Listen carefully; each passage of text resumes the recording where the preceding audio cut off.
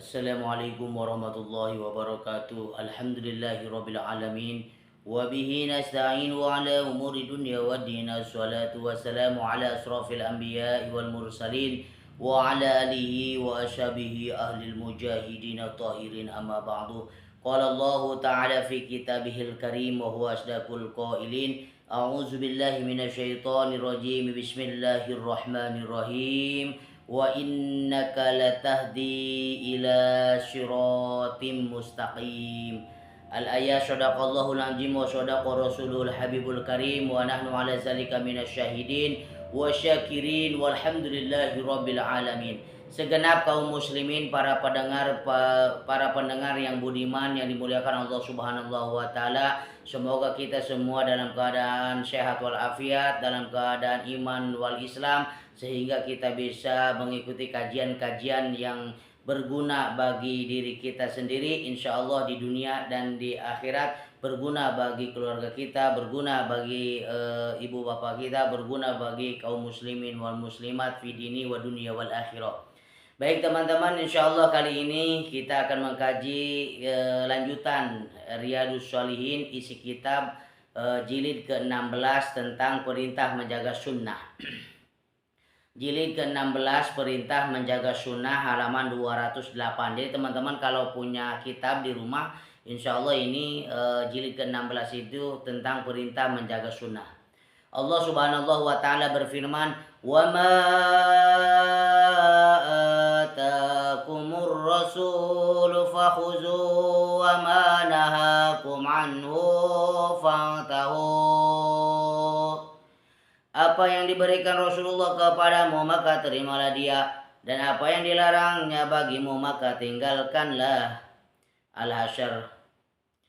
Wa ma yantiqu 'anil hawa in huwa illa wahyu yuha. Dan tiadalah yang diucapkannya itu Al-Quran menurut kemauan hawa nafsunya.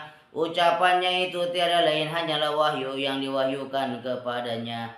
Qul in kuntum tuhibbunallaha fattabi'uni yuhibbukumullah wa yaghfir lakum dzunubakum. Katakanlah, jika kalian benar-benar mencintai Allah, maka ikutilah aku, niscaya Allah mengasihi dan mengampuni dosa-dosamu. Al-Imran ayat 31. Laqad kana lakum fi rasulillahi uswatun hasanatun liman kana yarjullaha wal yawmal akhir. Liman kana yarjullaha wal yawmal akhir wa zakarallaha katsira. Sesungguhnya telah ada pada diri Rasulullah itu suri teladan yang baik bagimu, yaitu bagi orang-orang yang mengharap rahmat Allah dan kedatangan hari kiamat, serta banyak menyebut Allah. Surat Al-Ahzab ayat 21. Fala wa rabbika la yu'minuna hatta yuhakimuka fima syajara bainahum فيما شجر بينهم ثم لا يجدوا في أنفسهم حرجا مما قضيت ويسلموا تسليما. Maka demi Tuhanmu, mereka pada hakikatnya tidak beriman hingga mereka menjadikanmu hakim dalam perkara yang mereka perselisihkan. Kemudian mereka tidak merasa keberatan dalam hati mereka terhadap putusan yang kamu berikan, dan menerima dengan sepenuhnya. An-Nisa ayat 65. Fa in tanaza'tum fi syai'in farudduhu ila Allahi war Rasul. Kemudian jika kalian berlainan pendapat tentang sesuatu, maka kembalikanlah kepada Allah Al-Quran dan Rasul sunnahnya. Mayyuti'ir rasul faqad ata'allah. Barang siapa yang mentaati Rasul itu, sesungguhnya ia telah mentaati Allah. An-Nisa ayat 80. Wa innaka latahdi ila syiratim mustaqim. Sesungguhnya kamu benar-benar memberi petunjuk ke jalan yang lurus. Falyazaril ladzina yukhalifuna an amrihi an tusibahum fitnatun aw yusibahum azabun alim. Hendaklah orang-orang yang menyalahi perintah Rasul takut akan ditimpa cobaan atau ditimpa azab yang pedih. Wazkurna ma yutla fi buyutikunna min ayatillahi wal hikmah. Dan ingatlah apa yang dibacakan di rumahmu dari ayat-ayat Allah dan hikmah sunnah nabimu. Subhanallah teman-teman ya. Perintah menjaga sunnah ini ayat-ayat Al-Qur'annya dilebihkan, artinya banyak sekali ya. Yang pertama, wa ma atakum rasulu fakhuzu wa ma nahakum anhu fangtahu. Apa yang diberikan Rasulullah kepadamu maka terimalah dia, dan apa yang dilarangnya bagimu maka tinggalkanlah dia. Jadi teman-teman di surat Al-Hasyr ini kalau kita ingin diberikan di dalam surat Al-Hasyr ini apa yang diberikan Rasulullah kepadamu maka terimalah dia, dan apa yang dilarang bagimu maka tinggalkanlah dia. Ini ciri orang-orang yang bertakwa ya. Jadi menjalankan perintah Allah dan menjauhi segala yang dilarang Allah. Kata Rasul ini yang halal kita kerjakan, kata Rasul ini yang haram kita tinggalkan jauh-jauh. Antara yang halal dengan yang haram itu sudah jelas teman-teman. Kalau yang remang-remang itu subhat tinggalkan, kita pilih yang halal supaya memang benar-benar kita ini terjaga kualitas takwanya kepada Allah Subhanahu wa taala. Kemudian wa ma yantiqu anil hawa in huwa illa wahyu yuha. Wa ma yantiqu anil hawa in huwa illa wahyu yuha.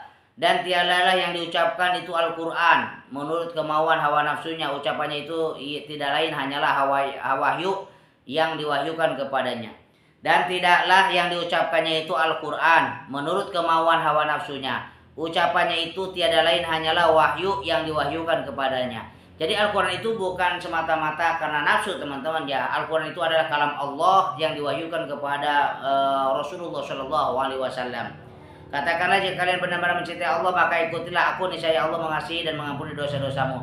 Jadi kita itu wajib untuk mengikuti Rasulullah SAW. Teladan di dalam dunia ini tidak lain adalah Rasulullah SAW, supaya kita dapat mencintai Allah dan mencintai Rasulullah SAW, supaya Allah mengampuni dosa-dosa kita. Kemudian kenapa kita harus ngikutin Rasulullah SAW? Beliau adalah manusia yang agung, manusia yang paling mulia, pemimpin para nabi. Laqad kana lakum fi Rasulillahi uswatun hasanatun liman kana yarjullaha wal yawmal akhir wa dzakarallaha katsira. Sesungguhnya telah ada pada diri Rasulullah itu suri teladan yang baik bagimu, yaitu bagi orang-orang yang mengharap rahmat Allah dan kedatangan hari kiamat serta banyak menyebut Allah. Jadi suri teladan yang baik, akhlak bagus, akhlakul karimah, kita contoh Rasulullah SAW. Itu semuanya lengkap ada diri pada Rasulullah SAW. Manusia tapi bukan sembarang manusia ya. Ciptaan Allah Subhanahu wa taala yang paling sempurna di antara yang lain adalah Rasulullah Muhammad SAW. Nikmat yang paling besar, nikmat yang paling agung di antara nikmat yang lain adalah nikmat dengan datangnya baginda Nabi Muhammad SAW. Kemudian itu sekilas dari ayat-ayat Al-Qur'an ya, dari Allah Subhanahu wa taala. Sesungguhnya kamu benar-benar memberi petunjuk ke jalan yang lurus. Jadi Rasulullah itu memberikan petunjuk yang ke jalan yang lurus, ke jalan yang benar, sehingga manusia itu hidupnya terarah, tidak terombang-ambing ya. Kita ikutin mana yang halal, mana yang haram. Hendaklah orang-orang yang menyalahi perintah Rasul takut akan ditimpa cobaan atau ditimpa azab yang pedih. Makanya kalau misalnya kita takut kepada azab Allah, takut kepada siksaan Allah yang pedih, kita harus segera meninggalkan hal-hal yang dilarang oleh Allah dan Rasulnya. Kita harus pilih yang halal supaya mendapatkan hikmah wal mau'izatil hasanah, supaya dalam hidup kita itu selalu mendapatkan kebaikan atau hikmah-hikmah atau kebaikan. Ini hadis 157 teman-teman ya. Muttafaq alaih. Saya bacakan. A'udzubillahi minasyaitonirrajim. Bismillahirrahmanirrahim. An Abi Hurairah radhiyallahu anhu anin Nabiyya sallallahu alaihi wasallam qala du'uni ma taraktukum innama ahlaka man kana qablakum kasratu su'alihim wa ikhtilafuhum ala anbiya'ihim fa iza nahaitukum an syai'in fajtanibuhu wa iza amratukum bi amrin fatu minhu mastata'tum. Muttafaq alaih. Abu Hurairah radhiyallahu anhu berkata bahwa Nabi sallallahu alaihi wasallam bersabda, biarkanlah aku dengan apa yang kutinggalkan untuk kalian. Sesungguhnya orang-orang sebelum kalian hancur karena banyak hartanya dan menentang nabi mereka. Jika aku melarang kalian dari satu hal maka jauhilah, dan jika aku perintahkan satu hal kepada kalian maka kerjakanlah semampu kalian. Masya Allah, ini subhanallah ya. Jadi Rasulullah Shallallahu Alaihi Wasallam mengajarkan kepada kita bahwa Islam itu mudah sekali. Kita dalam beragama Islam itu sangat mudah sekali. Kerjakanlah semampu kita, ya, kerjakanlah semampu kita. Apa yang dikerjakan oleh Rasulullah Shallallahu Alaihi Wasallam kita kerjakan. Apa yang diperintahkan Allah dan Rasulnya kita kerjakan dengan semampu kita. Kemudian orang-orang sebelum kalian itu hancur karena banyak hartanya dan menentang nabi-nabi mereka. Jadi teman-teman, itu kebanyakan manusia-manusia di zaman Nabi terdahulu itu orang-orang pintar, ya, orang-orang cerdas, orang-orang berharta. Dengan harta itu, dengan kecerdasan itu bukan mendekatkan diri kepada Allah Subhanahu wa taala, malah dengan hartanya itu bersikap semena-mena, bersikap sombong, bersikap takabur. Bahkan zaman Nabi Musa itu saudaranya sendiri, ya, Nabi Musa alaihissalam masih ada hubungan dekat sekali dengan Nabi Musa alaihissalam, itu si Korun. Korun itu memiliki harta yang sangat besar, bukannya bersyukur kepada Allah, malah membangkang atau enggan bersedekah atau berbuat zolim. Akhirnya istananya, hartanya semuanya terkubur ke dalam bumi, artinya terpendam ke dalam bumi. Sampai sekarang ya tidak ada yang tahu di mana itu Korun. Makanya ada harta Korun, karena itu ditenggelamkan oleh Allah Subhanahu wa taala. Korunnya beserta harta-hartanya ke dalam bumi, ditelan sama bumi. Masya Allah. Jadi kalau kita ini mencari rezeki yang halal, kemudian kita ada rezekinya, kita sisipkan ya teman-teman, supaya hidup kita ini barokah.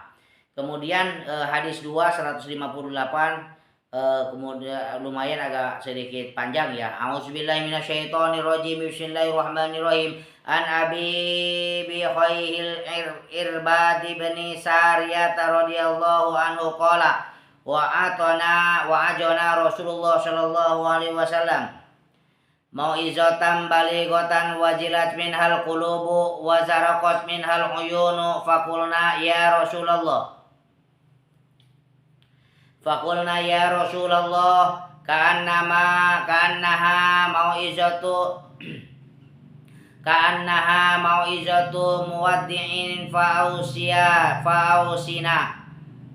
muwaddi'in fa'ausina qala usikum bitaqwallahi wassam'i watta'ah wa in ta'ammaru alaikum abdun habasyi wa innahu may ya'ish minkum fasayara ikhtilafan katsira fa alaikum bisunnati wa sunnatil khulafa'ir rasyidin al muhaddiyina addu 'alaiha bin nawajizi wa iyyakum wa muhdasyatil umur fa inna kulla bid'atin dolalah.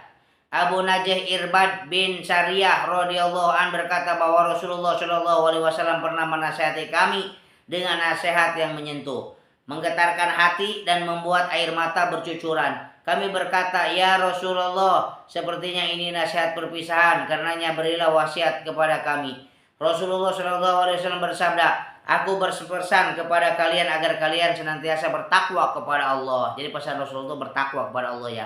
Kemudian mendengar dan taat walaupun yang menjadi pemimpin kalian adalah seorang hamba sahaya dari Habasyah. Ketahuilah barang siapa di antara kalian diberi usia panjang, niscaya akan menyaksikan banyak perselisihan. Karena itu berpegang teguhlah kepada sunnahku dan sunnah khulafaur rasyidin yang lurus. Gigitlah ia dengan geraham kalian, jauhilah bid'ah, karena semua bid'ah ini sesat.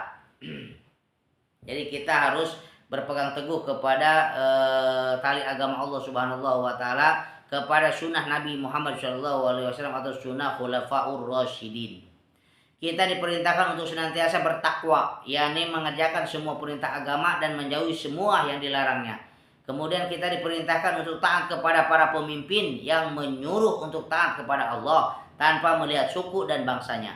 Di antara mukjizat Rasulullah adalah memberikan kabar tentang hal-hal yang akan terjadi, dan memang benar umat Islam telah terbagi menjadi banyak kelompok. Yang keempat yang masuk dalam sebutan khulafaur rasyidin adalah Abu Bakar, Umar, Utsman dan Ali karamallah. Sunnah yang dilakukan oleh mereka lebih patut dicontoh karena mereka lebih mengetahui tentang sunnah dan lebih hati-hati dalam urusan agama. Kemudian dilarangnya hal-hal yang bid'ah bukan hanya karena bid'ah itu merupakan hal baru, tetapi karena bid'ah bertentangan dengan sendi-sendi agama. Hadis 159. A'udzubillahi minasyaitonirrajim. An Abi Hurairah radhiyallahu anhu anna Rasulullah sallallahu alaihi wasallam qala kullu ummati yadkhuluna al-jannata illa man aba. Qila wa may ya'ba ya Rasulullah? Qala man ata'ani dakhala al-jannah wa man asani faqad aba. Abu Hurairah berkata bahwa Rasulullah Shallallahu Alaihi Wasallam bersabda, seluruh umatku akan masuk surga kecuali yang tidak mau. Ada yang bertanya, siapakah orang yang tidak mau ya Rasulullah? Rasulullah menjawab, barang siapa yang taat kepadaku akan masuk surga, dan barang siapa yang durhaka kepadaku berarti ia tidak mau ke dalam surga Allah Subhanahu wa taala. Jadi teman-teman, kalau kita ingin masuk ke dalam surga Allah Subhanahu wa taala, siapa saja yang namanya muslim itu pasti masuk ke dalam surga Allah Subhanahu wa taala. Cuma nanti kita ada hisaban dosa kita seberapa, nanti sudah suci, sudah bersih, yang namanya muslim, yang namanya mukmin, bersyahadat tidak ada Tuhan yang berhak disembah selain Allah dan Nabi Muhammad adalah utusan Allah, maka dakhalal jannah, maka bakal masuk ke dalam surga Allah Subhanahu wa taala, kecuali orang-orang yang tidak mau, ya tidak mau ke dalam surga. Sudah ini udah halal, ini sudah haram, dia milihnya yang haram terus, zalim terus, itu tidak akan masuk ke dalam surga Allah Subhanahu wa taala. Kalau misalnya berbuat zalim sampai mati tidak ada tobat, nah kita akan disiksa oleh Allah Subhanahu wa taala sebelum masuk ke dalam surga. Hadis 4 160 an Abi Muslim wakila Abi Iyasin Salamat bin Amr bin al-Aqwa radhiyallahu anhu anna rajulan akala inda Rasulillah sallallahu alaihi wasallam bishimalihi faqala kul biyaminik qala la astati'u qala la istata ma mana'ahu illa al-kibaru fama rafaha ila fihi. Abu Muslim ada yang mengatakan bahwa dia adalah Abu Iyas Salamah bin Amr bin Aqwa radhiyallahu an, menceritakan bahwa ada seorang laki-laki makan di dekat Rasulullah SAW dengan tangan kirinya, maka beliau bersabda, makanlah dengan tangan kananmu. Dia menjawab, aku tidak bisa. Rasulullah bersabda, semoga kamu tidak bisa. Dia tidak mau memenuhi perintah Rasulullah karena sombong, lalu orang tersebut tidak bisa mengangkat tangan kanannya ke mulutnya. Subhanallah. Jadi teman-teman, kalau kita makan itu biasakan pakai tangan kanan, jangan tangan kiri. Karena Rasulullah SAW itu memperingatkan seseorang untuk makan tangan, karena orang itu memakan tangan kiri, pakailah tangan kanan kalau mau makan. Dia tidak mau, tetap pakai tangan kiri sehingga tangan kanannya tidak bisa diangkat. Ini hadis riwayat Muslim. Menggunakan tangan kanan ketika makan adalah sunnah tuh. Begitu juga dengan perbuatan lain yang sifatnya mulia dianjurkan untuk melakukan dengan tangan kanan. Jadi setiap kebaikan itu diusahakan pakai tangan kanan ya. Kalau kiri ini khusus ada tugasnya kiri ya, itu untuk mengusap kotoran. Kalau tangan ini khusus untuk kebaikan-kebaikan. Kemudian meninggalkan yang sunnah tidak berdosa. Rasulullah mendoakan yang tidak baik untuk seorang itu sebab orang itu tidak mau melakukannya karena sombong. Ini masih ada beberapa hadis ya teman-teman, saya bacakan hadis 5 161. A'udzubillahi minasyaitonirrajim. Bismillahirrahmanirrahim. An Abi Abdillah Nu'man bin Bashir radhiyallahu anhu maqala sami'tu Rasulullah sallallahu alaihi wasallam yaqulu la tusawwunna sufafakum aw la yukhalifanallahu baina wujuhikum, muttafaq alaih. Wa fi riwayatil Muslim kana Rasulullah sallallahu alaihi wasallam yusawwi sufufana hatta ka'annama yusawwa bihal kidah hatta ra'a anna qad aqalna anhu summa kharaja yawman faqama hatta kada ayyukabbiru fara'a rajulan badiya sadruhu faqala ibadallahi la tusawwunna sufufakum aw la yukhalifannallahu baina wujuhikum. Abu Abdillah Nu'man bin Bashir radhiyallahu anhu berkata, aku mendengar Rasulullah SAW bersabda, luruskan barisan kalian, kalau tidak Allah akan menjadikan kalian saling berselisih. Di dalam riwayat Muslim disebutkan biasanya Rasulullah SAW meluruskan saf kami seolah-olah beliau meluruskan anak panah, sampai beliau mengetahui bahwa kami telah memahami apa yang beliau kehendaki. Pada suatu hari beliau berdiri dan hampir saja bertakbir. Namun beliau melihat dada seorang laki-laki agak ke depan, maka beliau bersabda, wahai segenap hamba Allah, luruskan saf kalian, kalau tidak Allah akan menjadikan kalian saling berselisih. Jadi kalau misalnya kita musyawarah atau adu argumen, kita kembalikan kepada Al-Quran dan Sunnah Rasulullah SAW. Kalau tidak dikembalikan dengan Al-Quran dan Sunnah Nabi, maka kita akan menjadi perdebatan atau perselisihan yang sengit. Itu jangan sampai teman-teman ya. Kita itu saling memotivasi, saling memangkat. Yang penting mah kita ahlul ibadah, rajin ibadah dengan ilmunya ya. Dengan rajin ibadah dengan ilmunya, semakin kita berargumentasi untuk untuk perkembangan ilmu pengetahuan kita sehingga kita menjadi hamba-hamba yang bertakwa atau hamba yang sholih.